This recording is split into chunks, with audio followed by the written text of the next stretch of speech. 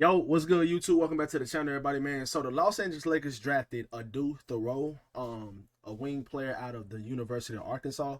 I have some interesting facts about this kid, man. I am extremely excited that the Lakers moved up 19 picks to get this guy. They went from the pick 50, they started off today at pick 55. They did a trade with the Chicago Bulls to get up to the 45th pick. They traded a second round pick, their 55th pick that they owned, second round, and cash considerations to the Chicago Bulls for the 45th pick, and then they traded the 45th pick and more cash considerations to the Minnesota Timberwolves to get up to the 36th pick in today's NBA draft, just to draft this Adou Thiero kid. Now, this kid is extremely athletic. I'm gonna be completely honest with you guys. I only watched him play like 2 games his whole entire college season. I'm not a huge college football fan. I mean, college basketball fan, but I do watch game to game. I watch some games. I watch some of the best players. I seen this kid play a lot. I heard a lot of people talk about him during the season, and he is one of the most, if not the most athletic player in this entire draft class. He's a 6'8" wing out of Arkansas. He has a 7-foot wingspan. He has all of the characteristics to be a great athletic wing defender type of player, and he can definitely develop on the offensive side of the ball. You can see the flashes in some of these highlights I'm about to show here in a second. But let's go ahead and hop into this kid's draft profile and what his numbers and his weaknesses and some of his strengths and stuff like that. I am getting these statistics from tankathon.com.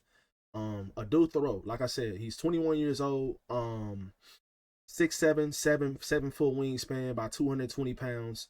Yeah, he did get drafted to us at 36 pick. Now they are saying that some of his weaknesses, as you guys can read the strengths, because I feel like the strengths are kind of just some of the things I just spoke on before I showed you guys his graphic. But just in general, guys, his 3-point percentage. Now, he's not a great 3-point percentage, 3-point shooter. I believe he shot like 29% or like 30% or something like that from the 3-point line in college. Excuse me. But when you look at his 3-point form, it's not broken at all. And you can tell. Interesting fact as well. I will say this before I get into the shooting statistics and what I think he will be able to do when it comes to shooting the basketball at the next level in the NBA. I believe that, well, supposedly according to rumors and some of the things that was said at the draft combine, this kid, like, he's had a crazy growth spurt.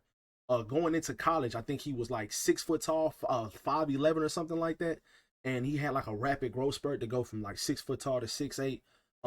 As he's entering the NBA draft.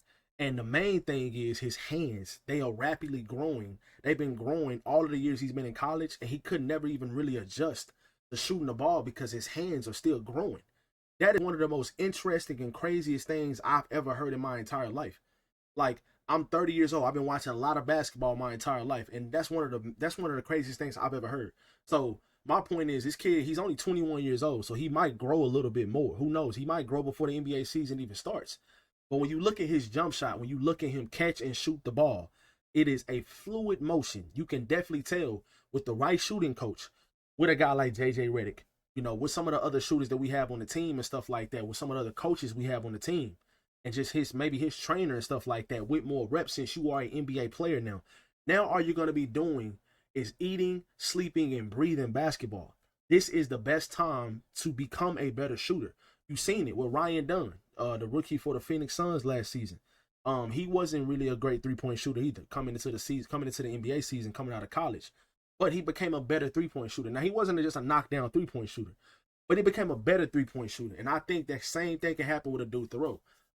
I do believe he will be a good 3-point shooter in a few years, just like Max Christie. Max Christie, when he first came into the league, he was a pretty, his 3-point form and his fluidness to his jump shot was always pretty. It was there. You can tell. He just needed more reps. And I feel the same way about Adou Thiero. Now, let's go ahead and hop into his statistics. His last year in college, he averaged 15 points a game. He averaged about a block a game, about two assists. Shot almost 70% from the free throw line, which I definitely think that can change as well. Like I said, with the free throw form and the form that he shoots the ball at. And his rebounding, and he was a really good offensive rebounder as well, which is really not stated in this statistic right here on this graphic. He was a really good offensive rebounder, going in for catching tip dunks, and things of that nature. Now let's get into some highlights. Shout out to Trevor Lane on X, guys. Trevor Lane is the GOAT, man. Lakers Nation. He is the greatest. He's always working. He's always, you know, putting us on, us Lakers Nation. But let me move my camera right quick, guys, so you guys can see these highlights down here real quick, a little bit smaller. All right, so I'm gonna show you guys these highlights, and while I show you guys a few of these highlights, I just kind of want to state like what this draft pick means for this team, while you guys can see how crazy athletic this kid is. And look at that free throw form. That free throw form, you know, he missed that one, but like you can tell it's there, bro. It's not broken. It's not a hitch. It's not, you know what I'm saying? Like with the time and the effort put in, that can definitely be a knockdown free throw. He can become a knockdown shooter. This kid next to Luka, and by the way, my NBA comparison to this kid, I think a more athletic OG Anunoby. And OG Anunoby, when he first came into the league, was not a knockdown three-point shooter. You see what he is now. And OG Anunoby doesn't have the best looking jump shot. It's not ugly, but it's not pretty either. You know what I'm saying? And when you look at great NBA shooters, all of their jump shots are fluid. They don't have hitches, you know, other than like Kevin Martin and, you know, some other great shooters. Some people have ugly jump shots, but for the most part, you see that jump shot right there? That's not a bad looking jump shot. That's very, very pretty. But this kid alongside Luka Doncic over, you know, however long Luka's here, because I do think he's going to sign an extension. I do think he's going to be a Laker for the rest of his career. I hope so. So you having this kid alongside Luka, growing alongside Luka, being able to catch lobs, being able to play good in the defensive passing lanes, being able to take on other great wing offensive players, so Luka doesn't have to do that. Kind of like a Derrick Jones Jr. was to the Dallas Mavericks last season. I think that this kid can be that. And then on top of that, if you end up trading Jared Vanderbilt, or if you end up trading Dalton Connect, he can be your backup small forward. We will be able to see a lot more come this summer league. You see this kid, I promise you, he has to be the most athletic kid in this draft. It's crazy. But just in general, guys, I do think that this guy is a great pick for the Lakers. I know we still need a center, but I just believe that, you know, for the wing depth that we have, we needed more athleticism. He is now the most athletic player on the team. We need more athleticism. LeBron James at almost 40, he'll be 41 years old in December of this year. So him at 41 years old, he should not be our most athletic player. You know, I think now this kid is going to be our most athletic player. I think he can really develop into a really versatile elite role player. I think his floor is an elite role player. Averaging 15, 16 a game. Kind of like an OG Anunoby or like a PJ Washington type of player. I definitely think this kid can get to that spot. Probably even better, because he is freakily athletic. And if he develops the skills of getting a better handle and shooting the ball more consistently, you watch out, man. This kid can definitely become a star.